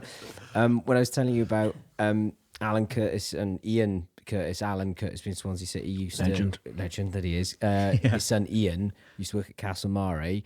So Alan would come in and he'd sit and have his tea, his latte on a Sunday, talking to his son. He hadn't seen him all week, and then some no-mark from Caswell would come wandering down on a Sunday and go, Alan, what happened on Saturday then? Giving him like all this armchair punditry. So don't try and put me in the same thing with Steve, where he's been with Night Ranger. He goes, you've got a band, Si, haven't you? Yeah. Oh, my Billy plays guitar, doesn't he? Oh, for gosh, shut up, man. But no, that's yeah. It sounds like they're parking songs. It sounds like they're taking material, and this who knows, this man. kind of makes me angry. But the bad finger thing, another band I would say with that would be Liberty 37. Dude, they were amazing. That second album, it was firing all in the right direction. Rock Sound were behind them, Kerrang were behind them. I remember, and it was going somewhere. And then like that, it just hang on. Have you talked to them? Do you know? I'm an idiot because I get really starstruck with Ishmael every time, and it's ridiculous. I've met Ishmael loads. Singer, right? Yeah, Ishmael loads. His wife used to teach us sing out in school, man. Every time I see him, I'm like, oh, hi, Ish, how you doing? I really like Greatest Gift and all that. And it's, so I always make an idiot of myself. And what's he doing now? Is he still rocking Ish and rolling? Is lecturing. I think he said he was doing something last time I spoke to him, because he brought a guitar into, when Cranes was still open, he was talking to Marv, he was getting something done. I know Tim has got Cover to Cover. Yeah. And that needs support, obviously, because it's a damn good bookshop. And it's in a really nice part of town, so big shout out to Cover to Cover. He's got a really good music section actually in the back. It's small, but it's good, and that's how it should be. Didn't he write for Rock Sound as well? Yeah, he man. did. Yeah, he did. He did. And he writes for classic rock, I think, as well. Yeah, and all sorts. Yeah, he's great, guy. Tim. And he managed a couple of good bands. He managed. Oh, who were they? They were a quite heavy band. I think from Port Talbot. Gone. No, McCluskey No. of Cardiff. No, they were Cardiff. They were good. They were good. They're excellent band, and then Future left. But here comes Wheels Within Wheels. Conrad, who is my business partner in the shop, used to drive. He was the driver and rigger for Liberty 37. So there you go. So it all kind of interconnects. Or maybe it's just because it's Swansea. I'm trying to think who that heavy band is from Port Talbot now. It's going to bug me. I can't think of anyone. Prosperina. Prosperina. Oh, Gethin's band. Yeah, Tim, I know Tim used Geth. to manage them for a little bit. Oh, Yeah. right. I don't know. I never would have put. I didn't know. I didn't think they were from there. I don't even. I might get punched in the face. No. They're doing. I love a that third record. album. I love the first one. Yeah, Piper Alpha. Have you know the track Piper Alpha? The first Yeah. track. Yeah. Dun, dun, It's awesome. dun. Yeah, Gethin is a bit of a boy. Got to give him that. But yeah, they're working on their third album now. They're in the middle of it. Oh, cool, man. I think there was something with Pledge Music that because there was all that Oh. fallout. Well, Danny Vaughan, who used to be in do you remember a band called Taiketo? No. Okay, they were kind of at the end of the kind of rock thing when the grunge was kicking in. Made a couple of brilliant albums. Well, Danny was doing his album down at Tim's, and he was in the middle of that. He'd lost like 20 grand. Jesus Christ. We did one of our albums through Pledge, so we had a great experience. But that was a couple of years ago. Before it all went well, they're bad. just hemorrhaging money, aren't they? Yeah. They're trying to move too fast too soon. So Sorry, dude. This has become like a no. This music, is gold. This is gold. This is gold, Len. Gold. Oh no. Yeah, What? fourth podcast, fourth partridge. What? It's I'm allowed to- Aha. I'll edit it out. It doesn't matter. Or will I? So okay, and then there's another two to come out. Yeah, and so the idea of that, to answer, I'm just experimenting with stuff and doing stuff that without having to, answer to anybody. When I'm it's just an gonna see. experiment, what gear are you using then, Steve? What kind of gear do you use as your main? Tim Hamill. Everything that's Tim Hamill is my gear. just stocked up in that studio. Well, I've never learnt how to work a computer. Right. I just sit down with a guitar and a pen and pencil, and sometimes now I write it and record it on my phone. That's it. Yeah. That's my level of And then Tim's Te- like, oh, some delay technophobia. here or some. Tim. Or I work with other producers, a guy in London called Ben. I do a load of songwriting with for other people, and I just let them do it. Does Sony and EMI still have their hooks in you? Can No. you go off and do your thing now? Absolutely. So what happened with Sony? So I made an album that was compromised because it was again, when they've spent whatever it was, £500,000, which it was by the time the album came out, on you, they want to do what they want to do, and you've got to kind of play the game. But what happened was a couple of the MDs, that guy got the sack, and a load of people went. I saw 4 MDs come and go during my kind of 4 or 5 years with Sony. And so what happened then, and there was a guy who was working there, who I won't name, but That's cool. What is his name? No, I'll tell you. That's an on-running joke that is in the podcast. But so my mum was very ill. During the release of the album, my mum got very ill, and she was dying of cancer. And so I was trying to do the TV stuff while coming back and seeing my mum who was dying. And then the album released. I was doing a little thing. My mum died. And the head of Sony rang me. This is where you're at, right? So the head of Sony rang me and said, "I'm sorry to hear your mum's died." I went, "Oh, thanks, man." He said, "We're dropping you today." But it was, when you're in that game, you're in that game. He's now running Sony in America, Yeah. because he's that animal. Ruthless. And but that's his job. Yeah. They spent a lot of money, and he said, "Look, man, I like you. My wife thinks you're great, but we can't make it work anymore. We've tried our best." I'm like, fair enough. And then I saw him at a gig. I used to sing with like a choir with Sam Brown and a couple of other great singers. And we used to do these kind of gigs and this was at this gig. And he was there. And he was a bit embarrassed, like, "Oh man, I'm sorry I went down." I was like, "Listen, dude, it is what it is." He said, "Can I do anything?" I said, "Yeah, give me my record back." And he did. He said, "Get your lawyer to call the lawyer on Monday." So So my guy spoke to their guy and they sorted it out and he gave me my record back. So I own it.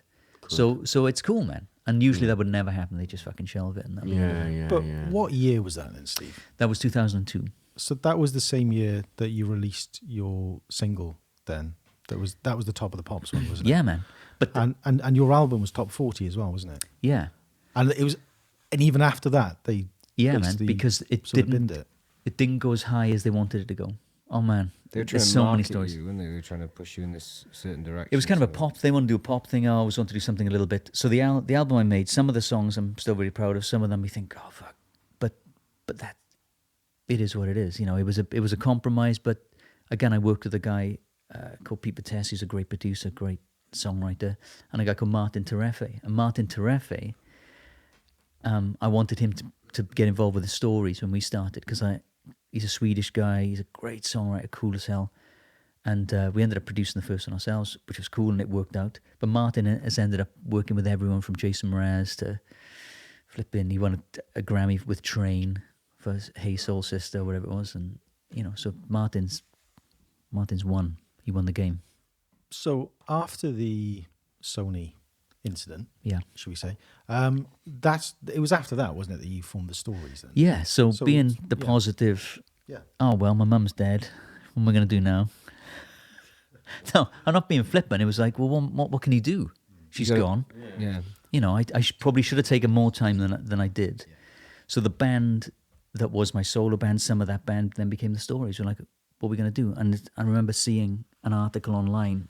The BBC had said, what are you going to do now then? I said, I think I'm going to form a band. It's a bit like the Eagles, but kind of Welsh. That's what we did.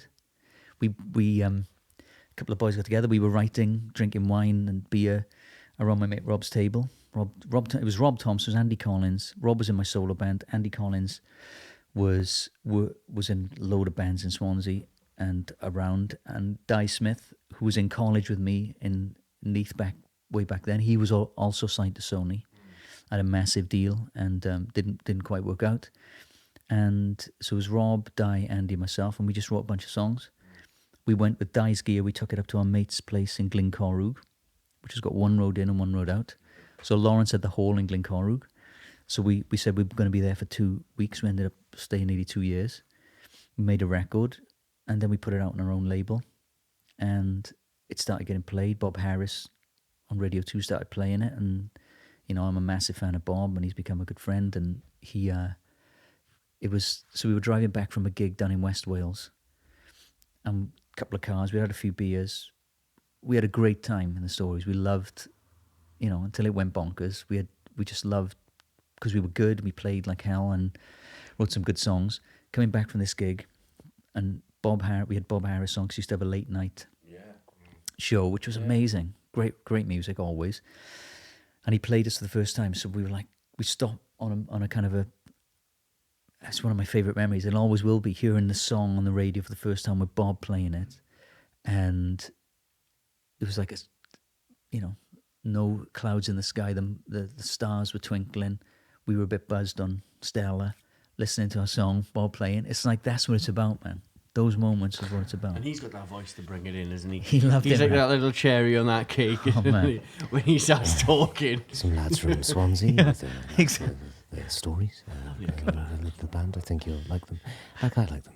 What was the song called? I Believe in Love. I Believe in Love. And then that was I it. could shivers there. Sorry. It's amazing. Yeah, and then Bob was a big champion of us. We ended up doing a lot of stuff with him. And then we played a couple of gigs in London, and a guy was looking after us at the time invited this guy called Barry Marshall down. We were playing the Borderline. Okay. And Barry came down, and I was introducing the songs. And Barry's a big dude. He's got a company called Martial Arts. They look after everyone, massive.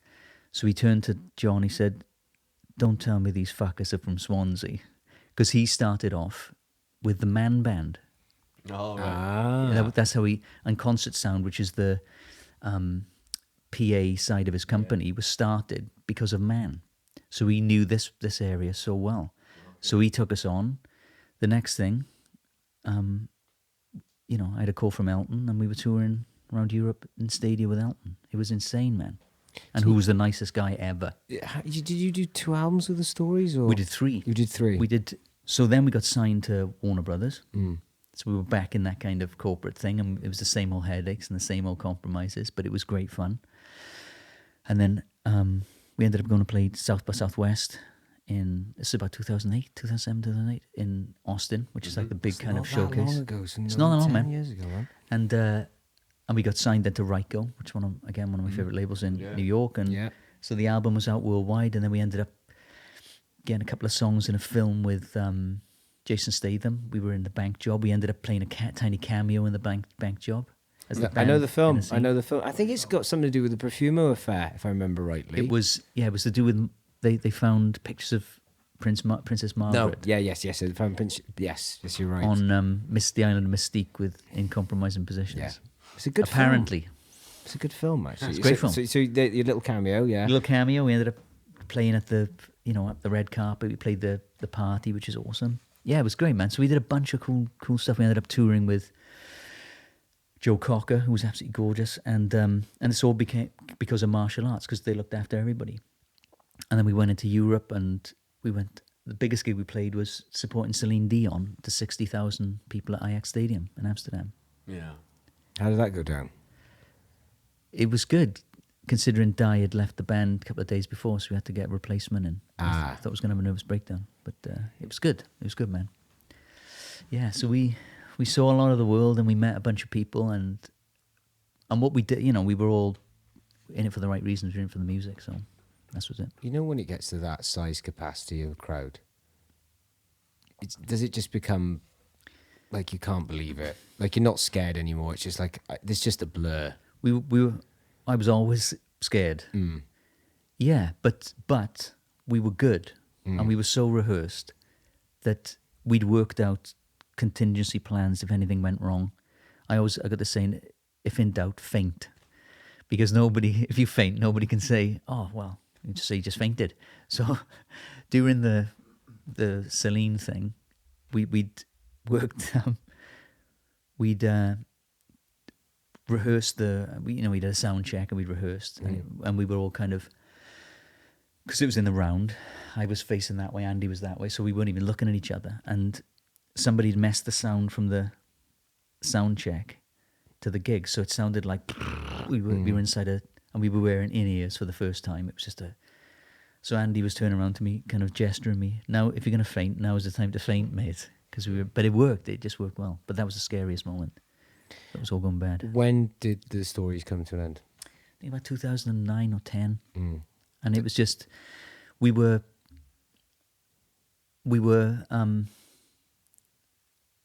band stuff, arguments and pettiness, and the expectation of what was going on, and then things and we were all in it, for the music, but to keep the thing on the road, we'd have to all put in money, and we didn't want to kind of lose our shirts or lose our houses, and we were just, so we were all kind of... It's hard, man. Dude. Doing it, especially DIY, and it's hard. Warner weren't prepared to throw you a lifeline. Well, so we're in... So Warner Brothers... So we're in Real World Studios, recording the second album, Peter Gabriel's Place in Bath. It's one of our dreams come true. With John Kelly, it was produced McCartney and Kate Bush, and it was a great guy. Real safe bare hands. Making a record, which is great. The second album, Tell Me the Truth, is a great record. I have not listened to it for a long time. I listened to it recently. It's like, Jesus, this is a good record. So they'll always exist. So, glass overflowing. It'll come round again, man. Something will happen. One of the songs will get used for another film, or something will happen. Yeah. It ain't over. No fat lady singing. So we're at Real World, and the guy from the record company comes down, and we do a playback. It's a tense thing. I was going, oh my God, he's coming down. We do a playback, and we play back the record, and he goes, yes, this is great. And we're all kind of going, what? Oh, it sounds fabulous. And it did. It sounded great. Don't get me wrong. But there wasn't one, do you think you can try that with that? It was nothing. So everyone's like, whoa, he left. Everyone's having a drink. And everyone's, isn't it great? And I said, he's just got the sack. I bet you. And I'm like, oh, how do you, don't, he had the sack. So we were in Venice because we were still touring with Elton. we were on the second summer of the Elton tours. We were in Venice because Elton had, and that's where my dad's from. So we were going to go and play St. Mark's Square. So we'd all booked our tickets and everything. And Elton had to cancel a gig for some reason. So we'd gone anyway to have a photo session. So we'd got, and it was the Biennale was on. We'd all been out for a couple of drinks the night before, which was a good laugh. And we were having a photo session with a couple of guys, Graham and Terry Morris, great Llanelli photographer. And there's a picture in the middle of Town Beyond the Trees album of us all laughing. Just before that was taken, Lawrence, our tour manager, had a call, and he went, "Boys, you've been dropped." So we were all kind of still pissed, and we were just off. We were just laughing, and that's the shot that made the middle. We just got dropped by Warner Brothers. But, you know, again, which, when looking back, so there was a guy called Nick Stewart who was looking after us on the label, and he was a massive supporter of us. He'd got the sack just before this happened, and he had a label within Warner Brothers. And his boss, he kept saying, we need some more money to TV advertise us or put more print advertising in, because we had a load of it, but when you get to that level, they would have needed to put in a couple $100,000 of solid advertising. See this band smashing it on stage, you know, supporting Elton John. They needed that kind of level, and a couple of TV ads, and they were like 20 or 30 grand a pop. So you need like 4 or 5 of those at strategic times, and they just didn't want to put the money in. Elton John rang the boss of Warner Brothers himself. That's how cool this guy is, and said, "This band is killing it. You want to get behind them," and they still didn't. It seems like this is the thing, because we had last time. The first time we met, we were talking about Springsteen. Okay, so Springsteen's a legacy artist. Yeah. So they should have really treated you guys as like a legacy sort of band, you know, put the time and effort in. So you build up a back catalogue, you get your stride by the 3rd or 4th album, and Exactly. things sort of explode. Exactly. Because what we're left now within the industry is we've got none of that. Apart from, say, a bit here and there with country, which is still quite heavily fortified, and with the heavier sort of music genres, because it's always been that sort of DIY. Yeah. But the sort of Americana you're talking about, and the sort of rock, alt rock, the accessible sort of side of things, there's no one. There's nothing. No. I can't think of anyone. But I think we were in. I think a few things happened. People like Radio 2 didn't get on board with us, and at that time, not so much now, but it's still important. You know, Spotify didn't exist. There wasn't. You know, the internet wasn't as open a platform where you could you could DIY it, but it wasn't as user friendly and indie friendly as it is now, right? So I think Radio 2 didn't get 100% on board. They played a few things, but they didn't get full in. And I think that would have made such a difference, because at the time, Radio 2, all the playlists around the country, remember, a load of the stations are owned by several, I think it's Bauer now, a German company, and Global Media. They own like 30 stations here and 20 stations there.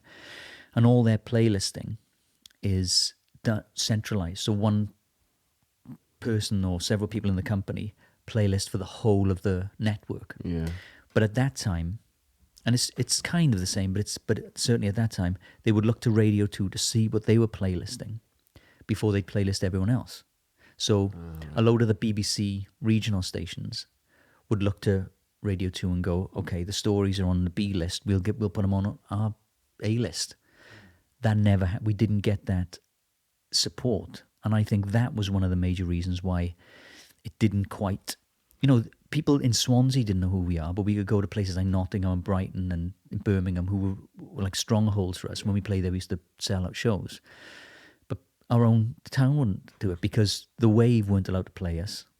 The Wave won't even play, because they're owned by another company from elsewhere. They can't play local music. Yeah, Irish, aren't they? I think it's like UTV or It's something? no, I think it's someone else. I think it's another company. Oh, Global. Have No, you heard- Bauer bought them. Have Oh, you heard right. how It's a German bad company. the wave is? Because when I was working at I'm just going to come out and say it because I'm kind of coming to bat. But it's for not their Steve. it's not their fault. I to do. know it's not their fault, and I know it's not the people on drive time. I know it's not their fault. I get it, but what wrecks me about it is that it's the same 5 or 6 songs. When I was working at the Cwtch and I'm doing things, and it's the same 5 or 6. And when I was at Castle Mare, it was the same 5 or 6. And it's like, it feels like it's brainwashing. Maybe it's the metaler in me coming out and being a bit rebellious, but I don't. It alarms me when you say to me, "There's a guy or a gal, someone sitting there, and they're making the final." It's like, But- who watches The Watchmen? Well, You know? no one. Well, the major record companies. Yeah. And the thing is, the Spotify playlist situation, that's gatekeepered as well by the major labels.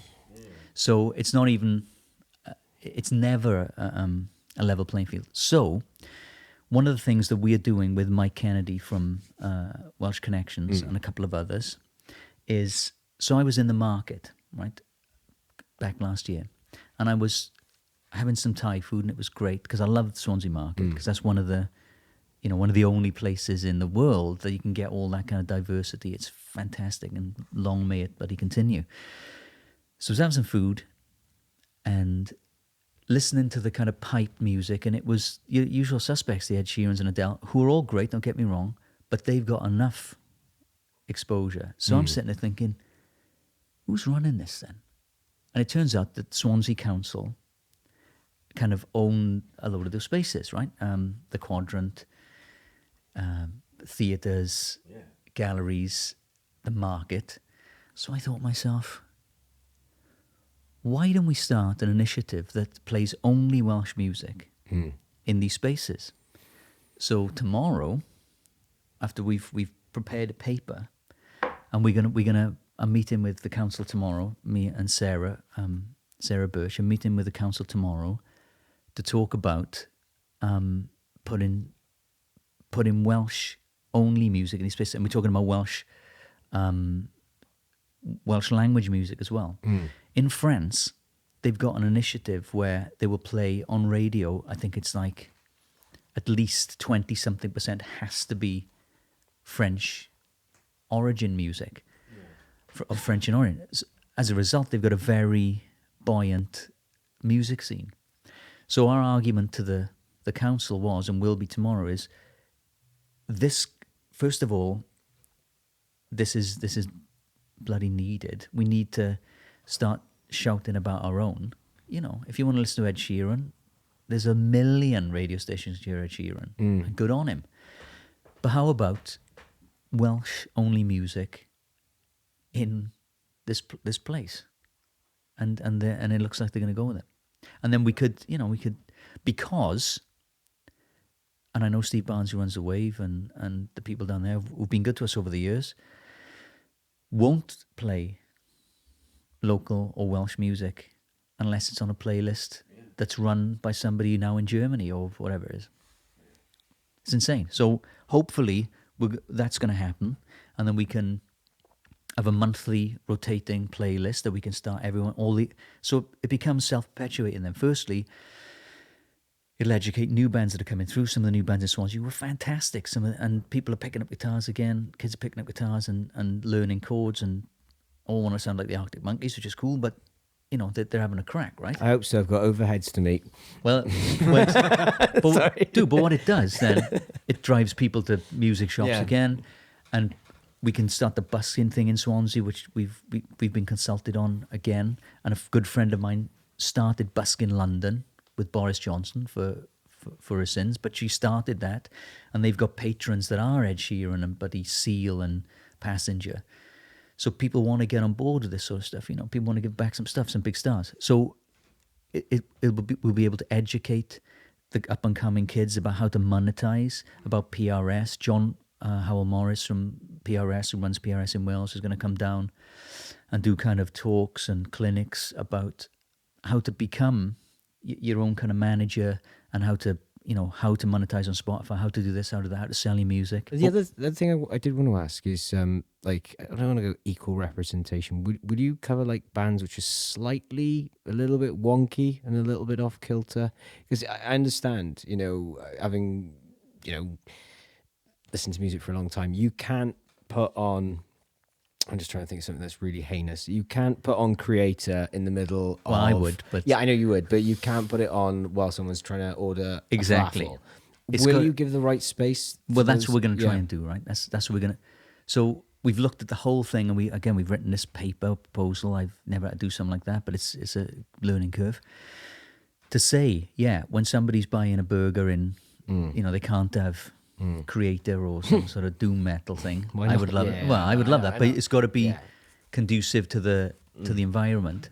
But what it will do, it will start generating some PRS for the acts. Good. And we can talk, because a load of the acts is Billy Stillman. He's a drummer in a band, really good band. Can't remember what they're called.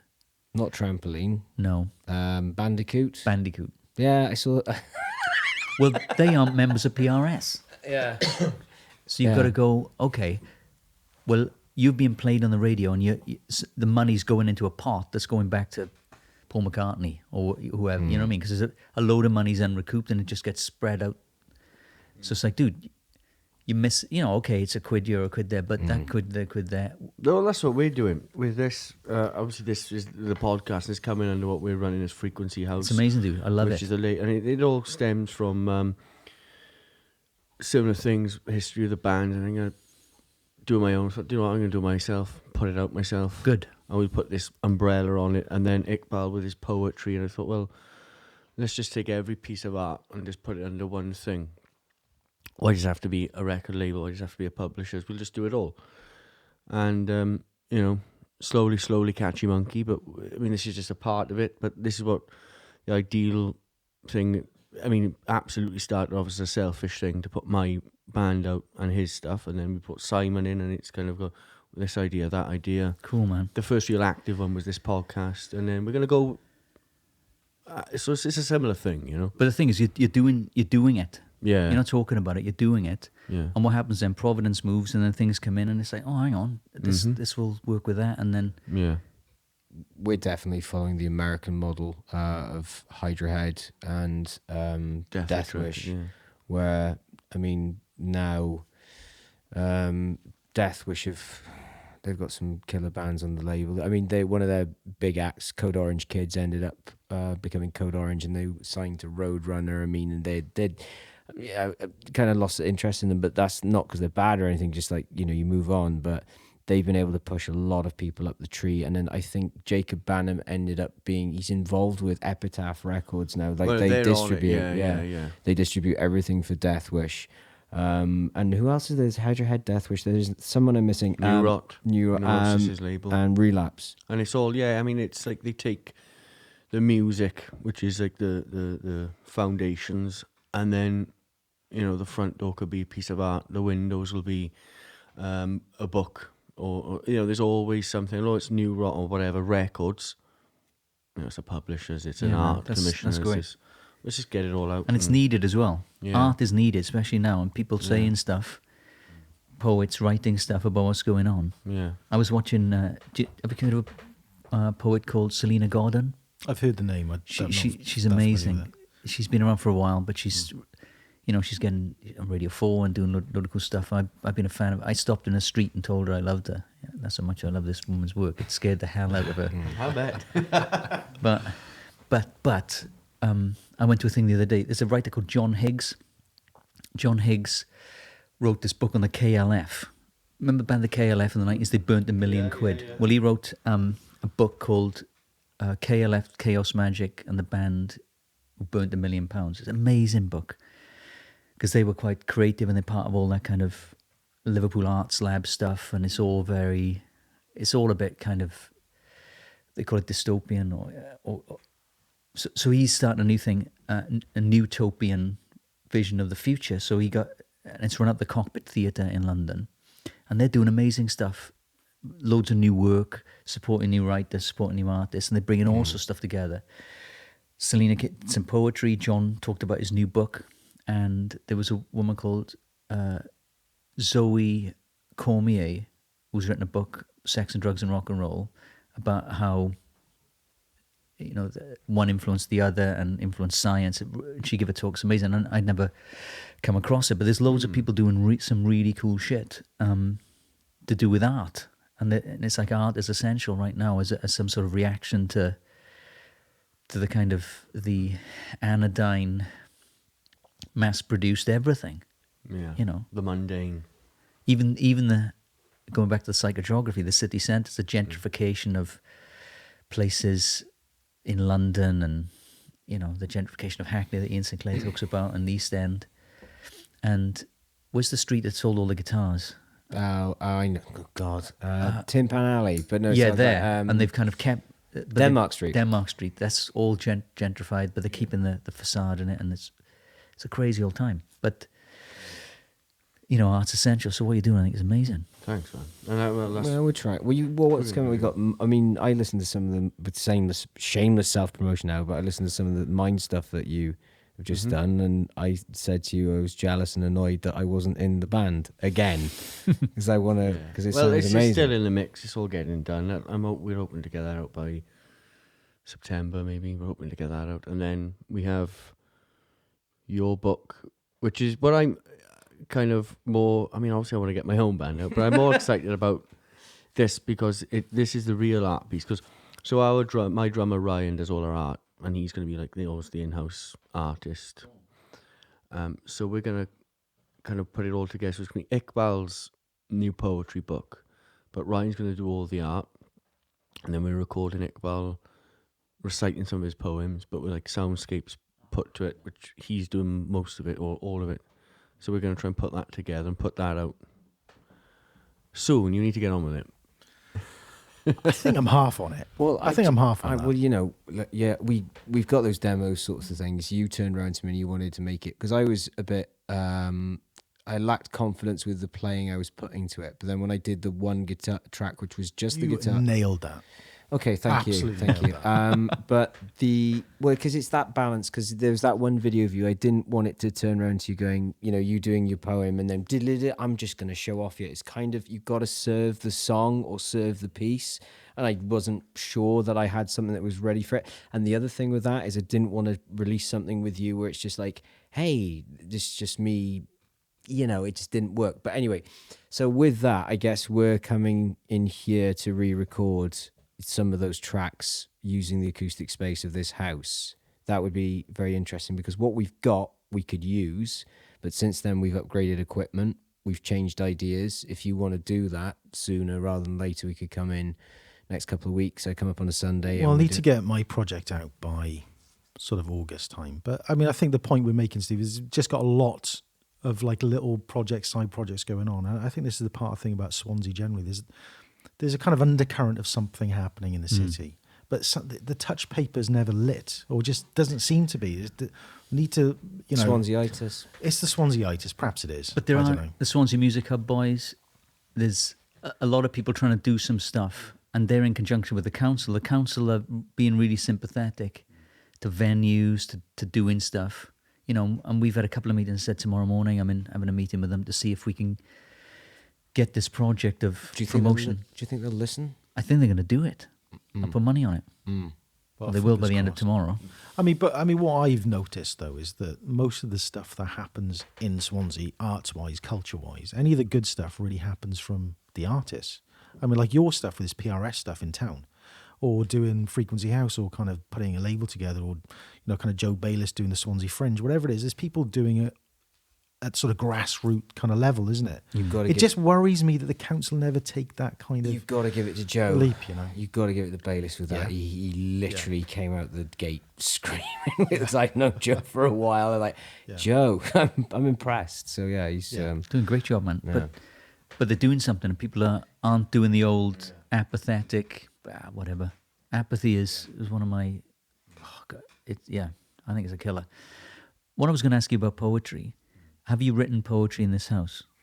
And does it help? I have written poetry in the house. I haven't written a lot of poetry here as yet. But the first time I came up here, and Jeff essentially gave me the keys to sort of come up and use it on the weekend. And it was just so quiet, just being in here by yourself, nothing happening. Make yourself a cup of coffee, kind of sit down. There is something about the place. And this is why I think these places in Swansea or anywhere really are so important, because they're just sort of seeping with history, aren't they? And there's something magical that is here, definitely. You can kind of feel it in the walls, can't you? I mean, you know, the sort of way he's done the building anyway is pretty amazing, frankly. We're putting on that small gig for my friend Mark in July. So we're going to see how that, because we got another string to the bow. We're hopefully going to do a couple of sessions from the house, which is an idea that Chris came up with on the back of, because we were originally going to record Amy Sinha doing some of her songs. Amy's going to come back and do some of her songs, but logistically to set up this evening and run the two in conjunction, we couldn't do her material justice, and I can only engineer so far. So yeah, we're hoping that we can get a few people back in. And that's what we had mentioned before, Frequency House sessions involving people who have either been on the podcast, who kind of want to be involved with us sort of artistically at some point. I know we've got Chris Capel coming back. Chris Capel, is he coming back? Chris will do it. I've spoken to Chris. He's like, oh, come down, I'll come and do it. He's very excited. Oh, he's great. Yeah, he's I think Swansea man's Bob Dylan. Yeah. That. But yeah, no, that's the sort of plan with it. So before we wrap it all up, Steve, anyone listening and they want to find out more, listen to more of you, let's just the whole thing, social media, reel it out, man. Or it's just stevebalsamomusic.com, or come and find me on Twitter or Instagram. I've just joined, which, Jesus. Yeah, I'm just running my bands on as well, man. It's not good. I think if I wasn't doing any music stuff or thing I had to be, I wouldn't do any of them. I'm not on any social media apart from running it for the band. Very similar circumstances. But it is, unfortunately, if you're going to be your own kind of cottage industry, that you have to play that social media game, I think. Yeah, you do. To get the word out, because, you know, you it's the modern day fly posting. Yeah, but it is you know, have you seen that Black Mirror episode where? Yeah. Which one? The one with all the vote up. Yeah, exactly. Yeah. Oh, would you want to come on? Would you want to come and do something? Definitely, yeah. Sure. I'd love to play. Like, can you ask him? I mean, like, I'd definitely come and play you, man. Really? And do a séance the same night. And see if we can contact Dylan. We could get like 20 people. This is his favourite bit of it. All right, so there you are, exclusive of the podcast. Hopefully we can, I would love to get Stephen and we try and cater it as best for him as possible, which would be really nice. I think it could be something we could do.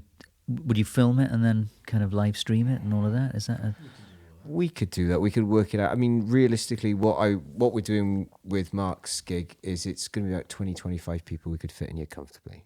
Set up with a nice, decent PA, record it, and then obviously work out how it would be released. And sounding like Tony Wilson from Factory Records, all of the licensing and the rights revert to the artist. It's nothing to do with us. He was a visionary right there. Yeah, he was. I do model myself a little bit on him. Was the Hacienda? Yeah, I never got to go there, but he did. The Uplands Tavern, it's got to be. Well, for me, it's the Newton with Tina and Roy, who you know well. I love the Newton. Yeah, it's a damn good pub. So you. I think I'd run out of things to say. Have you hit all the marks that you want to hit with your stuff you're releasing? How can we get physical copy of your EPs? I'm going to do I did about 200. They sold out in about an hour. There you go. Last time. So I'm going to do another 200 just physical. And is that through Bandcamp? I'm doing it through AWAL. Right. Which is it's a virtual label. Yeah. And it's a new model. And it's to do with, you can basically add on bits that you want. You can either have I just want this to be simply put up on all the kind of Spotifys and all the Deezers and all of that. They take a percentage. Mm-hmm. It's a new model. And then if you wanted A&Ring, you kind of pay for that. If you wanted, some artwork. You do that, so you can. It's a kind of a bespoke label. And I just did it as an interesting exercise.